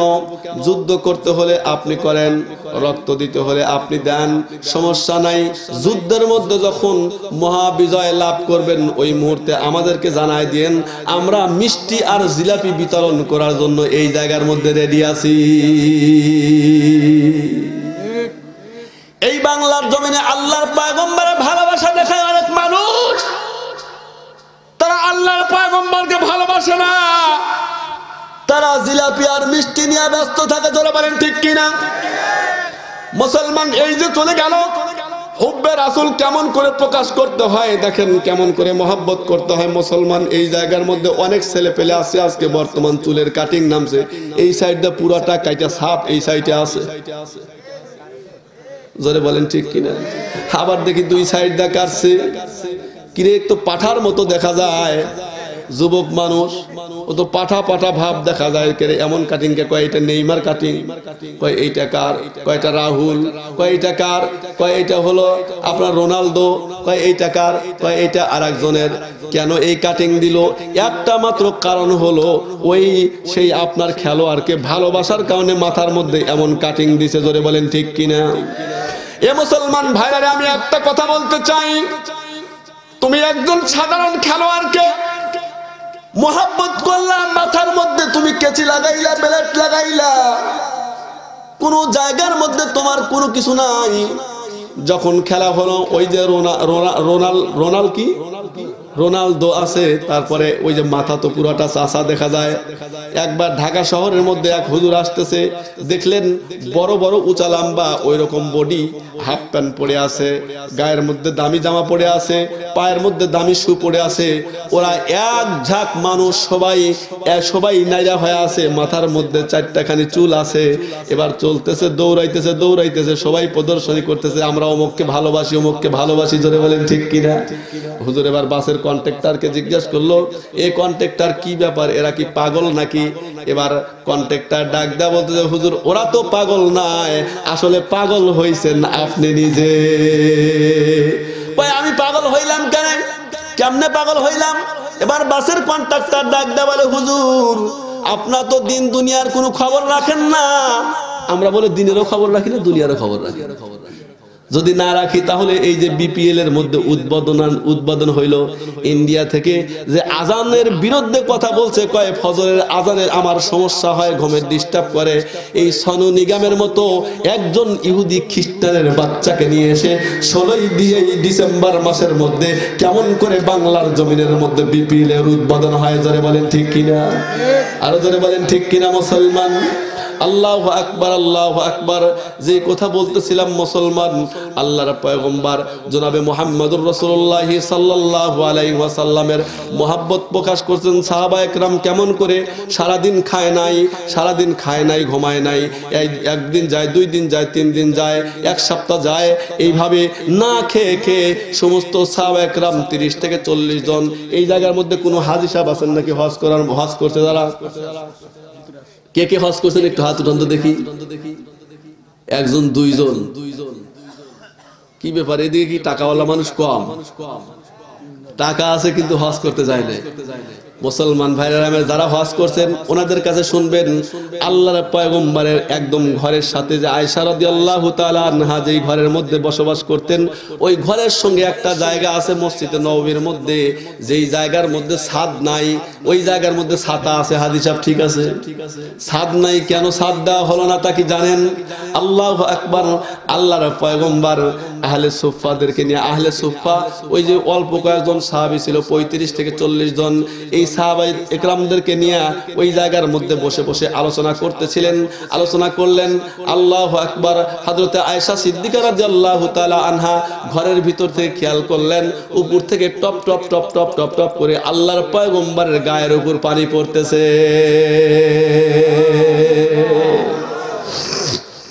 এই অবস্থা দেখার পরে হযরত আয়েশা সিদ্দিকা রাদিয়াল্লাহু তাআলা ঘরের ভিতর থেকে আল্লাহর পয়গম্বরকে ইশারা করে ডাক দিলেন। কি করলেন? যেমন আমরা যদি মানুষের মধ্যে থাকি তাহলে আমাদের বিবিরা বাড়ির উপর থেকে ইশারা করে ডাক দেয় না? 2 একজন অবশ্য আছে, আছে না? পয়গম্বরের স্ত্রী ডাক দিলেন আয়েশা সিদ্দিকা রাদিয়াল্লাহু তাআলা আনহা। আল্লাহর পয়গম্বর গিয়া বসলেন। বসার পরে আয়েশা সিদ্দিকা রাদিয়াল্লাহু তাআলা আনহা রান্নায় চলে গেছেন, আর কোনো কথা বলেন না। আল্লাহর পয়গম্বর বসে থেকে অনেক সময় পরে আয়েশা সিদ্দিকা রাদিয়াল্লাহু তাআলা আনহাকে ডাক দা বলে, আয়েশা তুমি কেন আমাকে ডাকলা তা তো বুঝলাম না, কি কারণে আমাকে ডাক দিলা একটু আমাকে বলো। আল্লাহু আকবার। আয়েশা সিদ্দিকা রাদিয়াল্লাহু তাআলা আনহা ডাক দা বলে, পয়গম্বর আপনি যখন ওই জায়গার মধ্যে সাহাবায়ে কেরাম রাদিয়াল্লাহু তাআলা আনহুদেরকে নিয়ে আলোচনা করতেছিলেন, আমি দেখলাম আসমান থেকে সরাসরি টপ টপ টপ টপ করে আপনার গায়ের মধ্যে পানি পড়তেছে। আমি দেখলাম যদি এই পানিগুলো আপনার গায়ের মধ্যে পড়ে তাহলে হয়তো আপনার ঠান্ডা লাগবে অথবা জ্বর এসে যাবে, এই জন্য আমি আপনাকে এই ঘরের মধ্যে দেখেছি গো পয়গম্বর, অন্য কোনো কারণ নাই। আল্লাহু আকবার। আল্লাহর পয়গম্বর ডাক দা বলতেছেন, আয়েশা ওইটা তো পানি না, মেঘের পানি নয়, অন্য কোনো কিছুর পানি নয়, এই পানিটা হলো আল্লাহর আরশ থেকে রহমতের পানি। আমরা কোরআনের আলোচনা করার কারণে আল্লাহর আরশ থেকে সরাসরি রহমতের পানি নাযিল হইতেছে। জোরে বলেন সুবহানাল্লাহ। মুসলমান ভাইরা আমার, তাই আমি বলতে চাই, এই দুনিয়ার মধ্যে আমরা যে আল্লাহর পয়গম্বরের ভালোবাসা দেখাই, হুব্বে রাসূল 12 রবিউল আউয়াল এই যে চলে গেল, আমরা অনেকেই কিন্তু আমরা মিছিল করেছি। জোরে বলেন ঠিক কিনা? কয় আল্লাহ রাসূলের আগমন, শুভেচ্ছা, স্বাগতম বলে কিনা? মুসলমান একটা জিনিস খুব ভালো করে খেয়াল করবেন, প্রয়োজন বোধে লেখা নিয়ে যান। আমি অনেক মোতালা করে কথাটা বের করেছি মুসলমান। দেখবেন এই দুনিয়ার মধ্যে আল্লাহর পয়গম্বরের জন্ম তারিখ পালন করে 12ই রবিউল আউয়াল, জোরে বলেন ঠিক কিনা। কিন্তু আল্লাহর পয়গম্বর জন্মগ্রহণ করছে, বন্ধুরা আমার, গবেষিত তথ্য অনুযায়ী, খুব ভালো করে খেয়াল করবেন, গবেষিত তথ্য অনুযায়ী আল্লাহর পয়গম্বর জন্মগ্রহণ করছে রবিউল আউয়াল মাসের 8 তারিখে। কয় তারিখে জন্মগ্রহণ করছে? আরো জোরে বলেন, কয় তারিখে? আর প্রসিদ্ধ মত অনুযায়ী আল্লাহর পয়গম্বর জন্মগ্রহণ করছে 12 তারিখে। ধরে নেই গবেষিত তথ্য অনুযায়ী আল্লাহর পয়গম্বর 8 তারিখের মধ্যে জন্মগ্রহণ করেছে। এখন আমরা তো 8 তারিখে কেউ জন্ম তারিখ পালন করি না, জোরে বলেন ঠিক কিনা। এখন 12 তারিখে যদি আমরা জন্ম তারিখ পালন করি, তাহলে বলুন তো দেখি আল্লাহর পয়গম্বরের জন্ম তারিখ কি পালন করা হলো? কথা বলেন, পালন করা হলো? এখন মনে করেন তাহলে এটা আপনার গবেষিত তথ্য, গবেষিত মত, এটা বাদ দেন। এবার আমরা প্রসিদ্ধ মত ধরি, যেটা 12ই রবিউল আউয়াল। আল্লাহর পয়গম্বর জন্মগ্রহণ করেছে 12ই রবিউল আউয়াল, আবার আল্লাহর পয়গম্বর মৃত্যুবরণ করেছে 12ই রবিউল আউয়াল, জোরে বলেন ঠিক কিনা। এখন আমি আপনাদের মাঝে একটা প্রশ্ন করতে চাই মুসলমান, বলুন তো দেখি, আপনার ছেলে নাই, মেয়ে নাই, আপনি চাকরিজীবী মানুষ, আল্লাহু আকবার, বিবাহর 10 বছর পরে একটা সন্তান হয়েছে, কয়েকটা সন্তান দে রে আল্লাহ, একটা সন্তান দে। কামাই খাওয়ার আশা নাই, মরে গেলে দোয়া করবে কে রে মাওলা, দোয়া করবে কে, জোরে বলেন ঠিক কিনা। 10 বছর পরে একটা সন্তান হয়েছে, এবার জন্ম তারিখের মধ্যে এবার কেক কাটা হইতেছে, হ্যাপি বার্থডে, জোরে বলেন, কাটা হয় কিনা। এবার ধরেন আপনার সন্তান বেঁচে থাকলো 20 বছর পর্যন্ত, আপনি 12ই ডিসেম্বরে আপনি আপনার সন্তানের জন্ম তারিখ পালন করলেন। ঠিক 20 বছর পরে 21 বছর যখন পড়লো, 21 বছর পড়ার পরে আবার ওই 12ই ডিসেম্বরে আপনার সন্তান দুনিয়া থেকে বিদায় নিয়ে চলে গেছে। এখন আপনার কাছে আমার প্রশ্ন, তারপরে আপনি 22 সালে যায় আপনি আবার কি ওই সন্তানের 12ই ডিসেম্বর যায় আপনি কি আপনার ওই সন্তানের জন্ম তারিখ পালন করবেন নাকি মৃত্যু তারিখ পালন করবেন? কোন তারিখ পালন করবেন? কথা বলেন না কেন? মৃত্যু দিবস পালন করবেন নাকি জন্ম দিবস পালন করবেন? তাহলে আল্লাহর পয়গম্বর 12ই রবিউল আউয়াল মাসে জন্মগ্রহণ করলো, 12ই রবিউল আউয়াল মাসে জন্মগ্রহণ করার পরে আবার 12ই রবিউল আউয়াল মাসে মৃত্যুবরণ করলো। তাহলে আমরা জন্ম তারিখ পালন করব নাকি মৃত্যু তারিখ পালন করব? আর একটা কথা খুব ভালো করে খেয়াল করবেন মুসলমান, আমরা এই 12ই রবিউল আউয়াল মাসে আল্লাহর পয়গম্বরের ভালোবাসা দেখাইয়া আমরা মৃত্যু তারিখ পালন করি না, জন্ম তারিখ পালন করি। আল্লাহর পয়গম্বর তার মার পেটের মধ্যে ছিল, কিন্তু যখন ব্যথা ওঠে তখন ওই পেট থেকে বের হইতে কতটুকু সময় লাগছে বলেন? আন্দাজ করে একটা বলেন, সাহস হয় না? 1 ঘন্টা লাগছে ধরেন 1 ঘন্টা, অথবা ওই পুরো দিনটাই ধরেন। আর মৃত্যুবরণ করছে 1 দিন, জোরে বলেন ঠিক কিনা। আর আল্লাহর পয়গম্বর বেঁচে আছে কয়দিন, বেঁচে ছিল কয়দিন, জোরে বলেন। তাহলে জন্মগ্রহণ করছে 1 দিন, মৃত্যুবরণ করছে 1 দিন, আর আল্লাহর পয়গম্বর বেঁচে ছিল 63 বছর, জোরে বলেন ঠিক কিনা। যারা আশেকে রাসূল দাবি করে, বিশ্ব আশেকে রাসূল দাবি করে, আল্লাহর পয়গম্বরের জন্ম তারিখ পালন করে মাত্র 1 দিন জন্মগ্রহণ করছে, তারপরেও ঘন্টা খানেক লাগছে হইতে, জোরে বলেন ঠিক কিনা। আর আল্লাহর পয়গম্বরের 63 বছরের জিন্দেগিতে তোমার পুরা মাথা থেকে পা পর্যন্ত আল্লাহর পয়গম্বরের সুন্নাত দিয়ে সাজাইতে হবে, আল্লাহর পয়গম্বরের তরিকা অনুযায়ী চলতে হবে। এইগুলার কোনো খবর নাই। তোমরা জিলাপি আর মিষ্টি নিয়ে 12ই রবিউল আউয়াল আসার 1-2 মাস আগের থেকে তোমরা তাড়াতাড়ি লাগাও, জোরে বলেন ঠিক কিনা। এই যে বরিশালের মধ্যে আল্লাহর পয়গম্বরকে নিয়ে এক বান্দা কটূক্তি করলো, জোরে বলেন ঠিক কিনা। এক হিন্দু কটূক্তি করলো, তার জন্য ইমানদার মুসলমানেরা আহারে বাংলার জমিনে আল্লাহর পয়গম্বরকে ভালোবেসে নিজের দিলের তাজা রক্ত জমিনের মধ্যে ঢেলে দিয়েছে, জোরে বলেন ঠিক কিনা। আমি বলতে চাই, বাংলার জমিনে যাম আল্লাহর পয়গম্বরের ভালোবাসা দেখাইলা, আল্লাহর পয়গম্বরের ভালোবাসা দেখাইলা, 12ই রবিউল আউয়াল মাসে তোমরা জিলাপি আর মিষ্টি বিতরণ করলা, কিন্তু আল্লাহর পয়গম্বরকে নিয়ে দুনিয়ার মধ্যে যখন সন্ত্রাস বলা হলো, আল্লাহর পয়গম্বরকে যখন জেনাকার বলা হলো, আল্লাহর পয়গম্বরকে যখন সন্ত্রাস বলা হলো, তখন তোমরা কোথায় ছিলা? একজনও তো বিরোধিতা করার জন্য বের হইলা না, জোরে বলেন ঠিক কিনা? ওই সময় বের হইছে একমাত্র এই বাংলার জমিনে কওমি মাদ্রাসার সূর্য সন্তানেরা, জোরে বলেন ঠিক কিনা? মুসলমান, এই জন্য আমি বলতে চাই, বাংলার জমিনের মধ্যে কোরআন বিরোধী মানুষ দুনিয়ার মধ্যে অনেক আসবে, কিন্তু কোরআনের বিরোধিতা করে কিছু করতে পারবে না, জোরে বলেন ঠিক কিনা? ওই যে এক কুলাঙ্গার তাসলিমা নাসরিন কোরআনের বিরোধিতা করছিল, কোরআনের বিরোধিতা করার পরে শেষ পর্যন্ত আল্লাহ রাব্বুল আলামিন বাংলার জমিন থেকে বোরকা পরে পালাইতে বাধ্য করলো, জোরে বলেন ঠিক কিনা? ইংল্যান্ডে গিয়া জুতার বাড়ি খাইলো, আবার কলকাতায় গিয়া সিয়ারের বাড়ি খাইছে, জোরে বলেন ঠিক কিনা? আর এক বেঈমান জর্জ ডব্লিউ বুশ ও কোরআনুল কারিমের বিরোধিতা করতে গিয়া আল্লাহু আকবার সাধারণ একটা সাংবাদিকের জুতার বাড়ি খাইছে, জোরে বলেন ঠিক কিনা? কেন খাইছে? আল্লাহ তাআলা ডাক দেয়া বললেন, ইন্না নাহনু নাযালনায যিকরা ওয়া ইন্না লাহু লাহাফিজুন।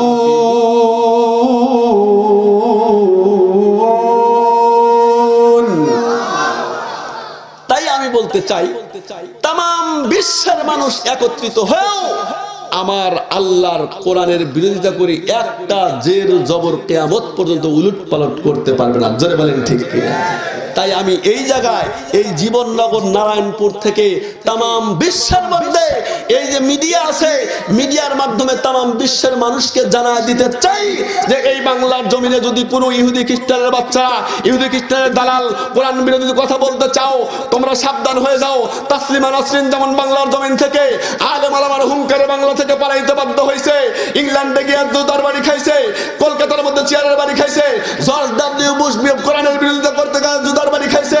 ওই ইহুদি খ্রিস্টানের দালালরা তোমরা শোনো, বাংলার জমিনে যে জায়গায় তোমরা কোরআন বিরোধী করতে চাও, আল্লাহর পয়গম্বরের বিরুদ্ধে কথা বলতে চাও, আল্লাহর পয়গম্বরকে সন্ত্রাস বলবা, আল্লাহর পয়গম্বরকে জানাকার বলবা, বাংলার জমিনের মানুষ মেনে নেবে না তোমাদেরকে।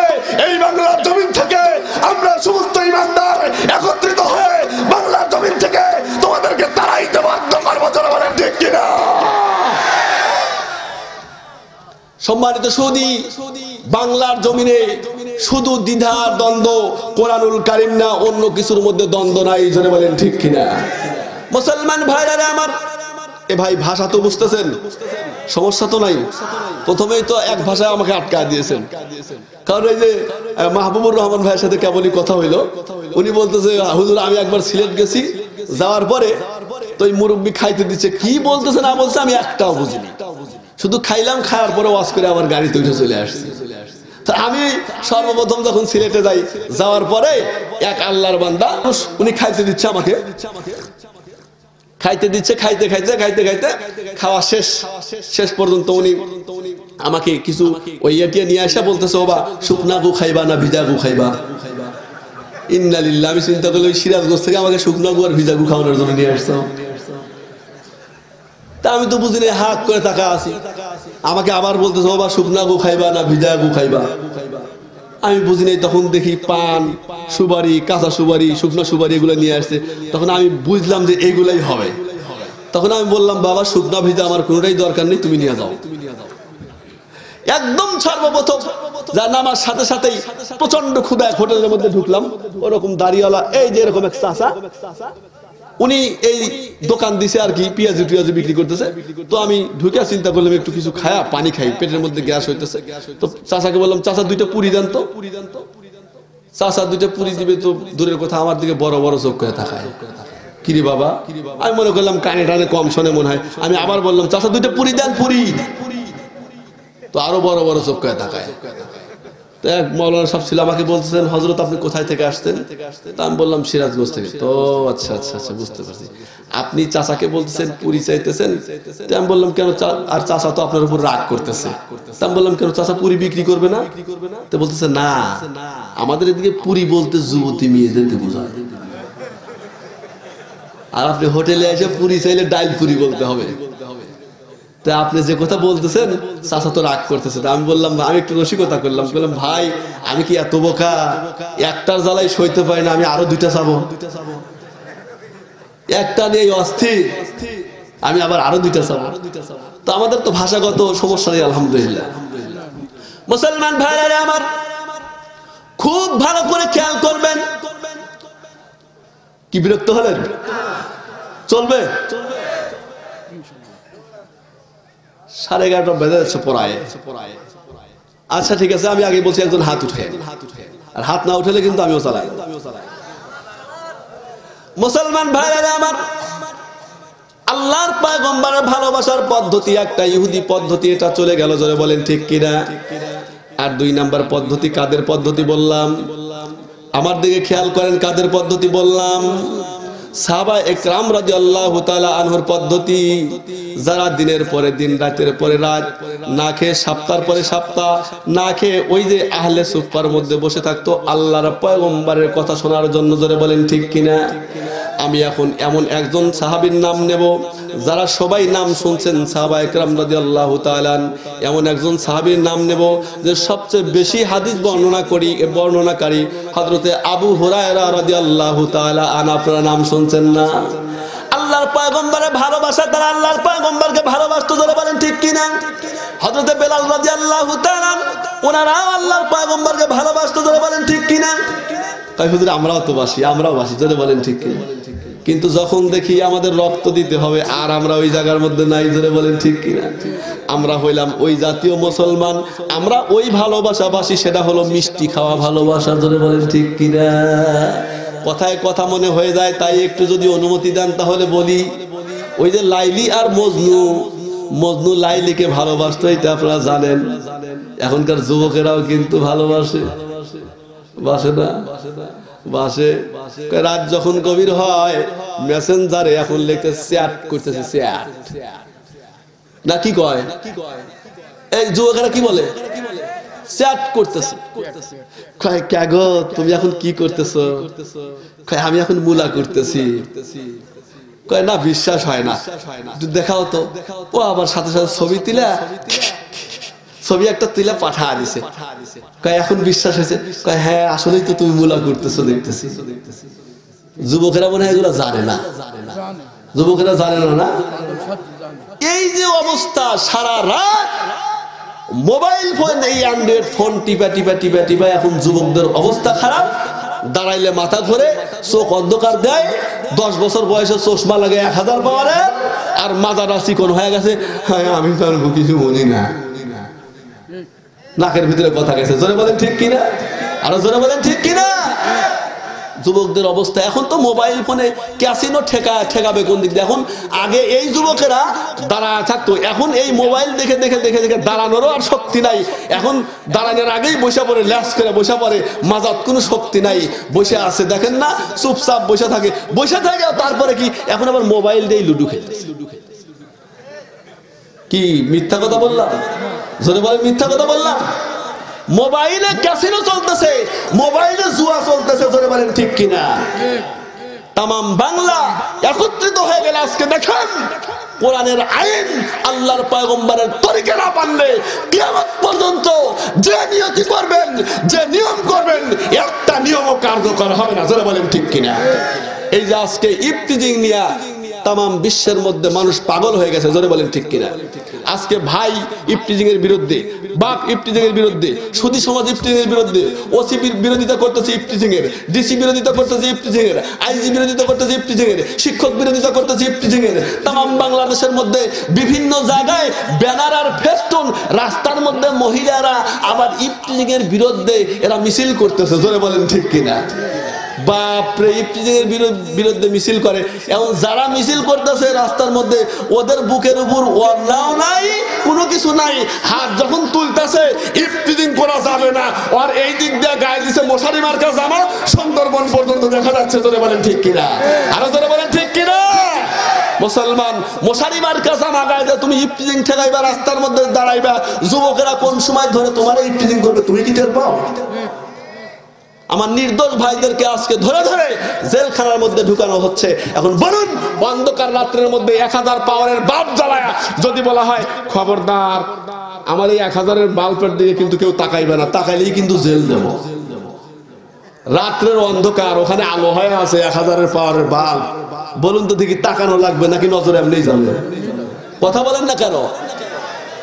এখন তো মহিলাদের বাপ রে বাপ, সেই ওন্না যে জায়গা থাকার কথা ওই জায়গা নাই, ওন্না গোলায় বাজা দিয়া, এবার গোলায় বাজা দিয়ে সব মহিলারা ওন্না গোলায় বাজাইছে। এই হে যুবকেরা কথা বলেন না কেন? ঠিক কি না? আর যদি বকে থাকে তাহলে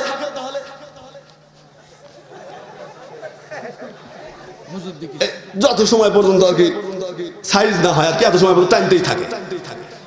মনে হয় আপনারা দেখেন নাই, চুয়াডাঙ্গা মার্কেটে যান নাই?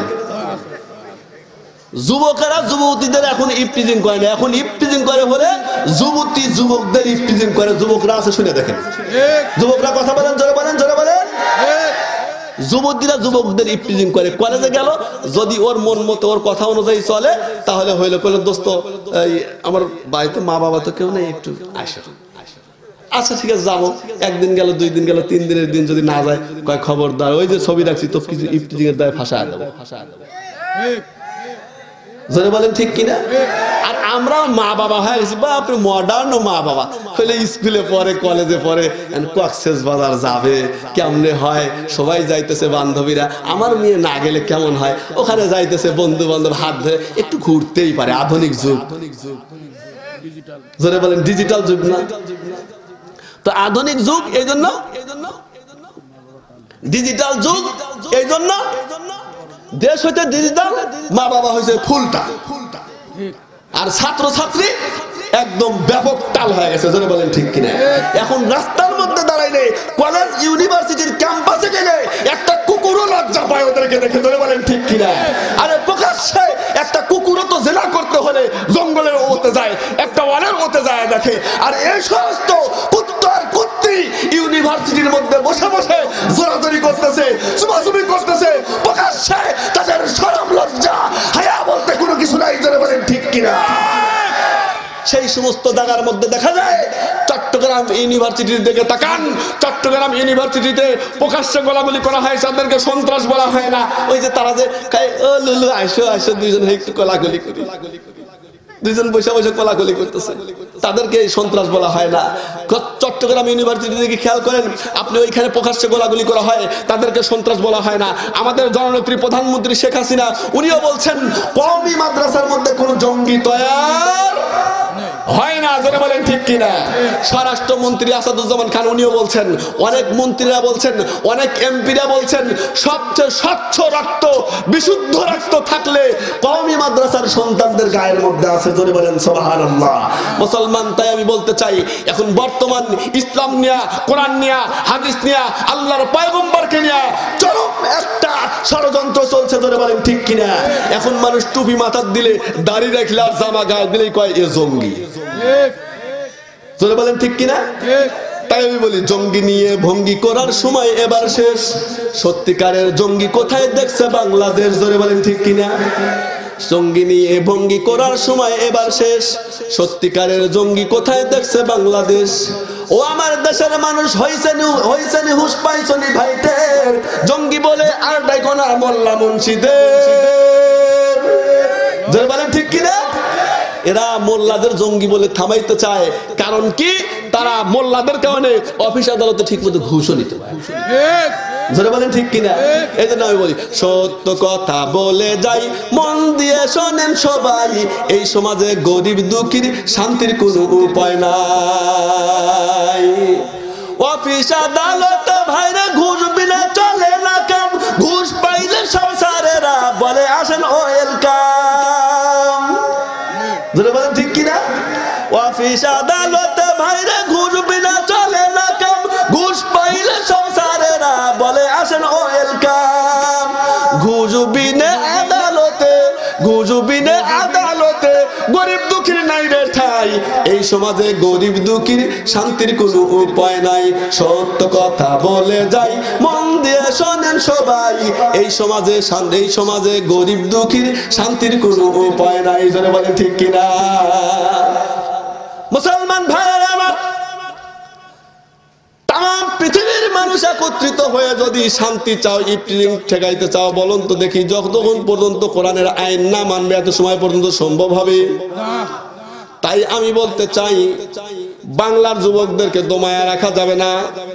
কারণ বলুন তো দেখি, তেঁতুল যখন মুখের সামনে আনা যায়, যদিও তেঁতুল না খাওয়া যায়, মুখে কিন্তু পানি এসে যায়।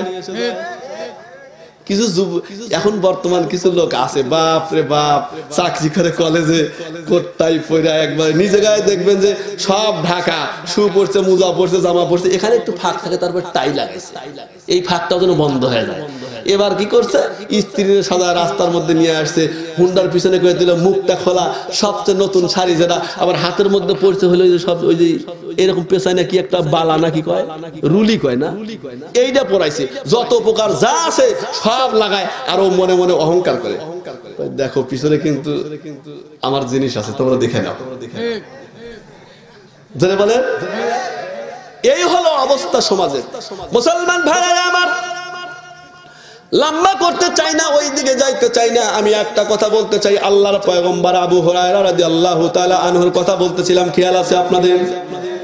আপনারা কি বিরক্ত হয়ে গেলেন নাকি চলবে? তাহলে একটা তাকবীর দিয়ে দেন দেখি, নারায়ে তাকবীর। এটা হলো না, নারায়ে তাকবীর, নারায়ে তাকবীর, কোরআন সুন্নাহ আলো, ঘরে ঘরে জালো, নারায়ে তাকবীর। মুসলমান ভাইরা আমার, আল্লাহর পয়গম্বর সাহাবী হযরত আবু হুরায়রা রাদিয়াল্লাহু তাআলা আনহু সহ আরো 30 থেকে 35 জন সাহাবায়ে কেরাম ওই আহলে সুফফার মধ্যে বসে আছে। 7 দিন হলো খাওয়া নাই। কয় দিন হলো খাওয়া নাই? 7 দিন হলো খাওয়া নাই। সবার পেটে ক্ষুধা। এই জায়গার মধ্যে অনেক হুজুর আছে, আপনারা শুনে দেখবেন। হযরতে আবু হুরায়রা রাদিয়াল্লাহু তাআলা আনহু আল্লাহর পয়গম্বরের ভালোবাসা, হুব্বে রাসূল দেখাইতে গিয়া একদিন, 2 দিন, 1 সপ্তাহ অনেক সময় না খেয়ে থাকতো। না খাওয়ার কারণে পেটের মধ্যে এইভাবে ধরে অনেক সময় কাপড় চোপড় বেঁধে বেঁধে গোড়াগড়ি করতো। জোরে বলেন ঠিক কিনা? গোড়াগড়ি করার কারণে সাহাবায়ে কেরাম জুতা দেয়া বাইরে তো মনে করতো মির্গি বেরাম হয়েছে নাকি। আল্লাহ আল্লাহ। কিন্তু আবু হুরায়রা রাদিয়াল্লাহু তাআলা আনহু যখন হুঁশ ফিরে আসে, যখন ডাক দেয়া বলে, এ ভাই, আমার তো মির্গি বেরাম হয় নাই, তোমরা যেই জন্য জুতা দিয়া বাইরেইতেছো, আমার পেটের মধ্যে এত ক্ষুধা আমি সইতে পাই না। আল্লাহর পয়গম্বরের ভালোবাসায় আমি আল্লাহর পয়গম্বরের দরবার ছাড়তে পারি না, এই কারণে আমি গোড়াগড়ি করতেছি। মুসলমান, আল্লাহু আকবার। সেই আবু হুরায়রা রাদিয়াল্লাহু তাআলা আনহু সহ 30 থেকে 40 জন সাহাবী আহলে সুফফার মধ্যে বসে আছে, সবাই ক্ষুধার্ত অবস্থা। এমন মুহূর্তে মদিনার মধ্যে থেকে এক আল্লাহর বান্দা এক পেয়ালা দুধ নিয়ে আসলেন। আল্লাহর পয়গম্বরকে ডাক দেয়া বললেন, পয়গম্বর, এই যে দুধটুকু দিলাম আপনি এই দুধটুকু আপনি সাহাবাদেরকে নিয়ে খাওয়ান। আল্লাহু আকবার। মুসলমান ভাইরা আমার, হযরত আবু হুরায়রা রাদিয়াল্লাহু তাআলা বলেন, আমি মনে মনে চিন্তা করতেছি, যাক অনেকদিন হলো খাওয়া নাই, এই এক পেয়ালা দুধ যদি পাই, যদিও পেট ভরবে না, তারপরেও তো কিছুটা ভালো লাগবে। আবু হুরায়রা রাদিয়াল্লাহু তাআলা আনহু চিন্তা করলেন, আল্লাহর পয়গম্বর হয়তো বলবেন, আবু হুরায়রা তুমি পুরাটাই খাও, কিন্তু না না না, আল্লাহর পয়গম্বর ডাক দেয়া বললেন, কুলু ওয়াশরাবু, খাও, তোমরা পান করো, কিন্তু সবাই পান করো। আবু হুরায়রা রাদিয়াল্লাহু তাআলা আনহু এবার মনটা খারাপ করে বসলেন, হায় হায় হায়, আমি চাইছিলাম যে একা একা খাবো, কিন্তু আল্লাহর পয়গম্বর তো বলতেছেন পুরাটা খাও এবং সবাই মিলে খাও। এবার বলুন তো দেখি, এত বড় একটা পেয়ালার দুধ যদি 40 জন সাহাবী এমন ভাবে আঙ্গুল ডুবায় দেয়, তাও তো দুধ শেষ হয়ে যাবে। জোরে বলেন ঠিক কিনা? আল্লাহর পয়গম্বর আবু হুরায়রা রাদিয়াল্লাহু তাআলা আনহুর দিকে চেহারা দিয়া ডাক দেয়া বলতেছেন, আবু হুরায়রা, তোমার মন খারাপ কেন? আল্লাহর পয়গম্বরের সাহাবী ডাক দেয়া বলতেছেন, পয়গম্বর, আমি মনে মনে চিন্তা করলাম, মনে হয় পুরা দুধটুকু আমার ভাগে পড়বে, কিন্তু তা তো পড়লো না। না না না, এখন দেখি এই দুধ সবাই খাবে গো পয়গম্বর, আমার যে ক্ষুধা, এই দুধে তো আমারই কোনো কিছু হবে না, তাহলে 40 জন কেমন করে খাবে? এই জন্য আমি মন খারাপ করে বসেছি। আল্লাহর পয়গম্বর ডাক দেয়া বললেন, হুরায়রা, এইটা তোমার চিন্তা করার দরকার নাই, এইটা তোমার চিন্তা করার দরকার নাই, তুমি শুধু বিসমিল্লাহ বলে এই কাপটা হাতে নিয়ে দুধ পান করা শুরু করো। জোরে বলেন সুবহানাল্লাহ। লা ইলাহা ইল্লাল্লাহ। গরম পানি। লা ইলাহা ইল্লাল্লাহ। দাঁড়ান দাঁড়ান দাঁড়ান দাঁড়ান, রাত গভীর হয়ে গেছে, হৃদয়ের জানালা খুলে দাও না, প্রভুর ডাকে কেন সাড়া দাও না। কি হয়েছে? ওরে বিশ্ব মালিক তিনি আল্লাহ মহান,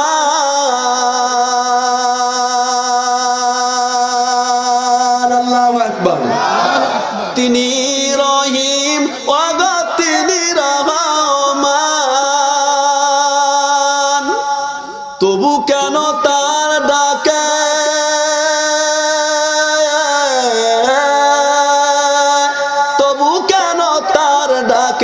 সাড়া দাও না, প্রভুর ডাকে কেন ধরা দাও না।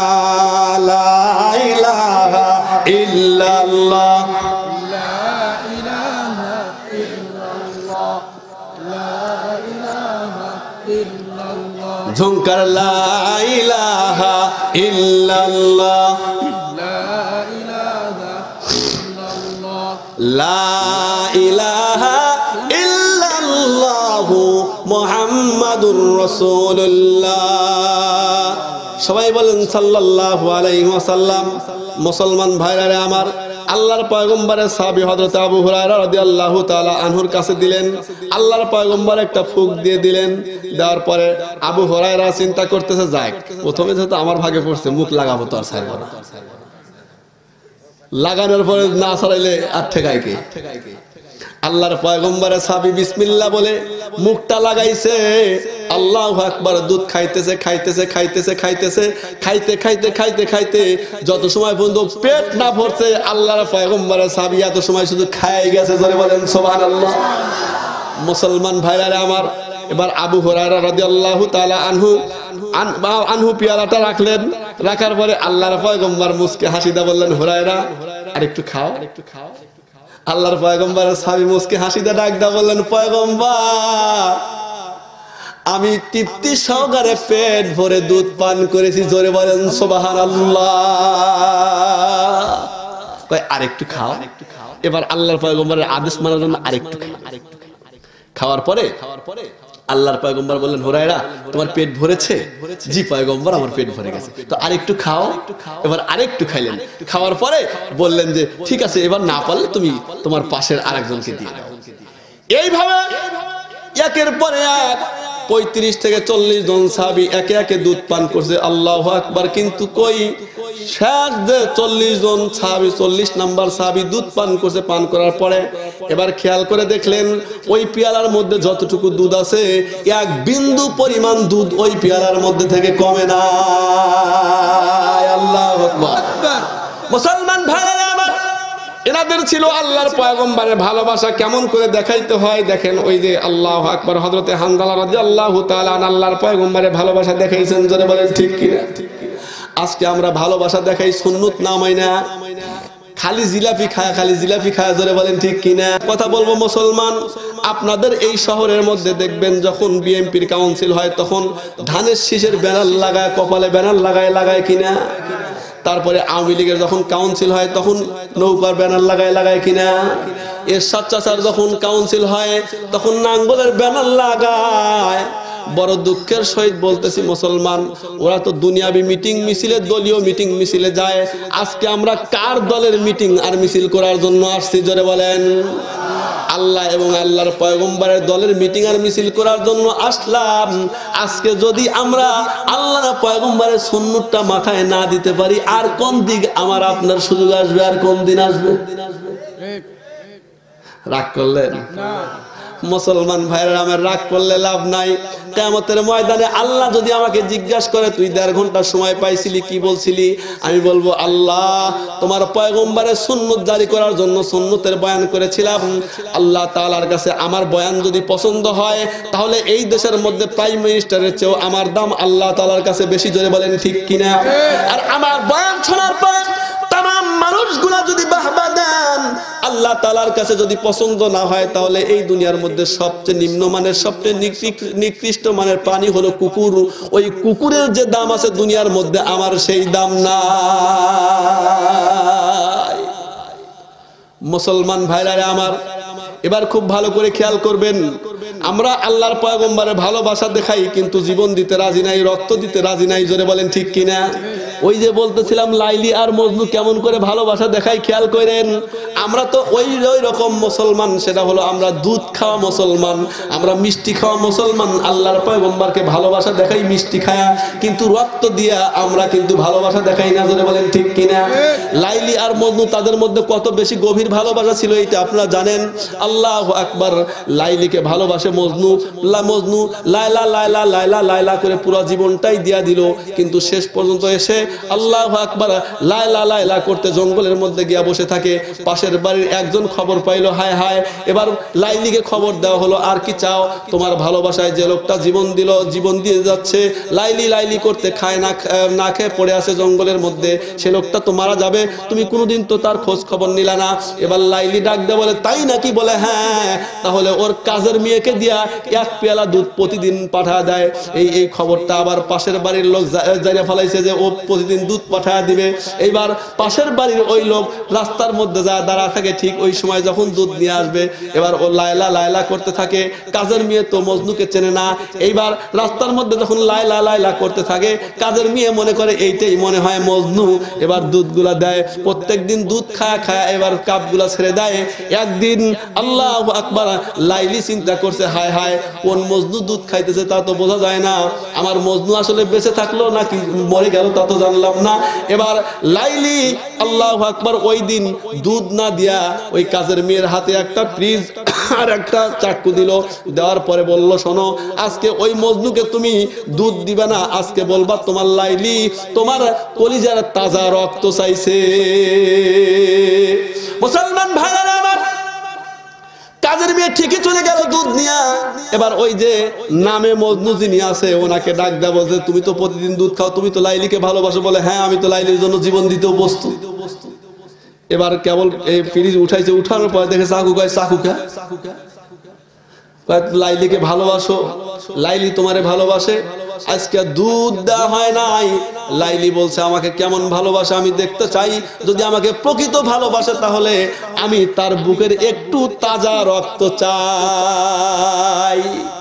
দুধ খাওয়া মজনু ডাক দেয়া বলে, শোনো, আমি দুধ খাওয়া মজনু, আমি রক্ত দেওয়া মজনু না। জোরে বলেন কি বলে? কয় আমি দুধ খাওয়া মজনু, আমি রক্ত দেওয়া মজনু না। কয় তাহলে রক্ত দেওয়া মজনু কে? কয় রক্ত দেওয়া মজনু হয়তো সামনে থাকতে পারে, কিন্তু আমি তো দুধ খাওয়া মজনু, আমি তো রক্ত দেব না, আমি তো লাইলিকে ওইভাবে ভালোবাসি না।